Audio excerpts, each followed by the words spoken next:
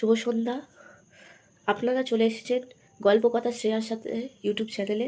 আপনারা শুনছেন ভালোবাসার গোলকধাঁধা। চলুন জেনে নেওয়া যাক পরবর্তী পর্ব। পর্ব ৮। অন্যদিকে রুদ্র অন্ধকার রুমে বসে আছে, কারণ তার পাখি ফোন ধরছে না। এই জন্য সে অনেক রেগে আছে। রুদ্র চিৎকার করে বলে উঠল, রাতুল কাকা, ও রাতুল কাকা। রাতুল কাকা বলল, হ্যাঁ বাবা বলো। রাতুল কাকার বয়স 50-এরও বেশি। রুদ্রের বাড়িতে এই রাতুল কাকা ও তার স্ত্রী ছাড়া কেউ থাকে না। রুদ্রের বাবা যে ছিলেন, তিনি ছিলেন দেশপ্রেমী একজন মানুষ। তিনি ছিলেন একজন আর্মি। রুদ্রের জন্মের 1 বছর পরে তার বাবা মারা যায়। এক দেশদ্রোহী দল এর হাতে পড়ে তার বাবা। অত্যন্ত খারাপভাবে আহত হয়। তারপরে তাকে অত্যন্ত টর্চার করে তাকে মেরে ফেলা হয়। রুদ্রের মা রুদ্রকে তারপরে শক্ত হাতে মানুষ করার জন্য উদ্যত হয়। কিন্তু ভাগ্যের এই কি নির্মম পরিহাস! 5 বছরের মাথায় রুদ্রের 5মতম জন্মদিনে তার মা তাকে এক গুরুতর কার অ্যাক্সিডেন্টে জন্য মারা যায়। এই গুরুতর কার অ্যাক্সিডেন্ট যখন হয়, তখন রুদ্রের বয়স 5 বছর ছিল। তখন থেকে তার রাতুল কাকা ও তার স্ত্রী বেলি তাকে বড় করতে লাগে। কিন্তু রুদ্র যখন 10 বছর বয়স, তখন তার মামা রণপ্রতাপ সিং রুদ্রকে তার বাড়িতে আনে এবং রুদ্রকে তার মন মতো বড় করে তোলে। রুদ্র খুব মেধাবী, কিন্তু তার মামা তার বুদ্ধি ভালো কাজে লাগাতে দেয় না রুদ্র। খারাপভাবে তাকে রুদ্রকে মানুষ করতে থাকে তার মামা। রুদ্র পরে জানতে পারে তার মার মৃত্যুটা স্বাভাবিক অ্যাক্সিডেন্ট ছিল না। তার বাবাকে যারা মেরেছিল তারাই তার মাকেও মারার চেষ্টা করেছিল, কিন্তু ভাগ্যক্রমে রুদ্র বেঁচে যায়। আর সেটা যখন সেই দেশদ্রোহী দলের লোকেরা জানতে পারে, তখন ছোট্ট বাচ্চা রুদ্রর ওপর হামলা হতে থাকে। রুদ্রের তখন ছোট্ট বাচ্চা অবস্থায় ছিল। যেহেতু তার টাকার অভাব ছিল না, সেহেতু রাতুল চাচার কোনো অসুবিধা হয়নি তাকে মানুষ করার জন্য। কিন্তু রুদ্রের ওপর হামলা হতে লাগায় রাতুল কাকা রুদ্রের মামাকে খবরটা জানায়। রুদ্রের খবরটা জেনে রণপ্রতাপ সিং আর তার মৃত বোনের ওপর রাগ করে থাকতে পারে না। রুদ্র মা বাবা যেহেতু ভালোবেসে বিয়ে করেছিল, তার জন্য রণপ্রতাপ সিং মেনে নেয়নি তার বোন ও এই বিয়েটাকে। তাই রণপ্রতাপ জানতো না তার বোন ও বোনের ছেলের এই করুণ পরিণতি। যখন সে জানলো, তখন রণজয় প্রতাপ তার বোনের কলিজা ছোট্ট রুদ্রকে তার বাড়িতে নিয়ে আসে। কিন্তু তা ও রুদ্র বিপদ কাটছিল না। তাই রণজয় প্রতাপ বাধ্য হয়ে সেলফ প্রোটেকশনের জন্য তাকে ট্রেনিং দেয়। কিন্তু রুদ্র দিন দিন মস্তান তৈরি হয়ে যায়। রুদ্রের কথা হলো, ভালো মানুষ হয়ে পৃথিবীতে বাঁচা যায় না, ভালো মানুষরা পৃথিবীতে বেশি দিন বাঁচতে পারে না। তাই রুদ্র ভালো মানুষ হয়ে পৃথিবীতে বেঁচে থাকতে পারবে না। তাই সে ঠিক করে সে ভালো মানুষ হবে না। তাই রুদ্র ভালো মানুষ না, রুদ্র এটা মনে করে। রুদ্র পরে তার বাবার হত্যাকারীদের শাস্তি দেয়।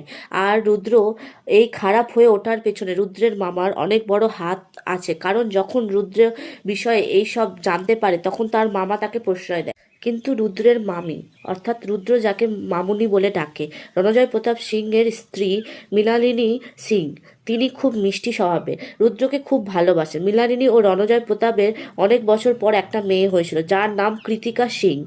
নাম রুদ্রের রুদ্রের নয়নের মণি, তার প্রিয় বোন। সে এখন 6 সেমে পড়ে, রুদ্রের কলেজেই পড়ে। এই কৃতিকা জিওগ্রাফি নিয়ে পড়ে। রুদ্র তার মামা মামিদের সাথে থাকে, তাই সে নিজের বাড়িতে থাকে না, কখনো কখনো যায়। আর রাতুল কাকা ও তার স্ত্রী এই বাড়ির দেখাশোনা করে। আর বেলি রুদ্রকে তার সন্তানের মতো করেই ভালোবাসে, কারণ তার নিজস্ব কোনো সন্তান নাই, তাই রুদ্রকে তার সন্তান মনে করে। আর রুদ্র বেলি এবং রাতুল কাকাকে নিজের পরিবারই মনে করে। রুদ্র এখন তার নিজের বাড়িতেই। রাতুল কাকা বললেন, কিছু লাগবে বাবা? রুদ্র বলে, কাকিমাকে বলো খিদা পেয়েছে। রাতুল কাকা বলল, হ্যাঁ বাবা, তোর জন্য বেলি কাকিমা তোর রান্নাই করছে। রুদ্র বলল, ওকে। রাতুল কাকা চলে গেলেন। রুদ্র আবার তার পাখিকে ফোন করে, কিন্তু এখনও তার পাখি ফোন ধরছে না। রুদ্র রাগান্বিত গলায় বলল, জান পাখি, তুই ঠিক করছিস না। আমি বলেছিলাম আমার ফোন বা আমাকে ইগনোর করবি না, তারপরেও তুমি সেটাই করছো। এই বলে রুদ্র কাকে যেন একটা ফোন করল। 10 মিনিট। 10 মিনিটের মধ্যে আমি তোকে আর আমার পাখি আজকে সারা দিনের ডিটেলস আমার চোখের সামনে চাই, না হলে আমি কি করতে পারি তুই সেটা ভালো করে জানিস।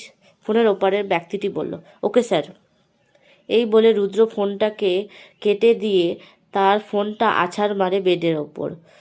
বেলি বলল, রুদ্র, ও বাবা রুদ্র, নিচে আয়, বাবা খেয়ে যা। রুদ্র খেতে আসে এবং খাবার খেতে লাগে। রুদ্র খাওয়ার মধ্যে রুদ্রের ফোনে থাকা ব্যক্তিটি রুদ্রের সামনে এসে দাঁড়ায়।